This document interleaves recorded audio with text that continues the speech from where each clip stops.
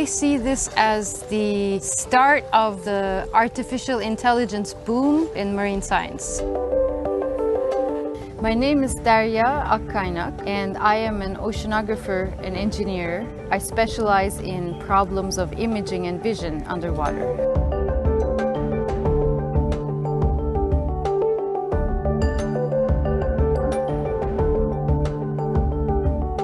I'm now in the Lembeh Strait in Indonesia to test a new algorithm that I developed called See-Through, which takes an underwater image and removes the water from it, and it looks just like it would as if you took the photo on land. Underwater images typically have an overwhelming color cast, green or blue depending on where you took them. Objects in far distances are occluded by a layer of what we call backscatter, but think of it as a layer of haze. So the further you are from the objects in the scene, the more haze you get in the scene.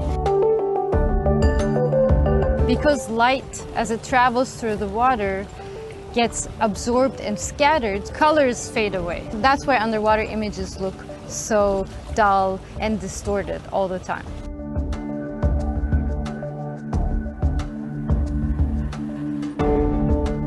I'm diving with a regular consumer camera, and I carry a color chart with me. Every time I see a reef with large 3D structure, I place my color chart at the base of the reef, and then I swim away about 15 meters.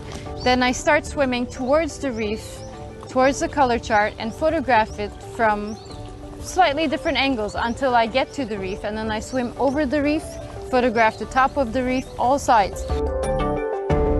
Once I have the distance information, all I do is I take the raw photos back to my computer and I apply the method that uses a certain mathematical formula, goes through each pixel and calculates what the degradation should be and removes it.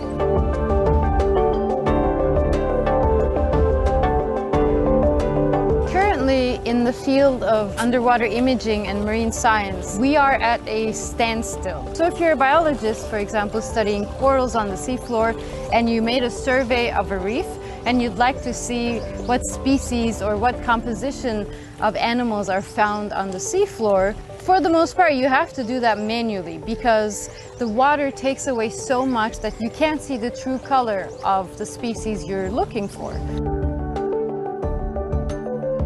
This method is not photoshopping an image. It's not enhancing or pumping up the colors in an image. It's a physically accurate correction rather than a visually pleasing modification.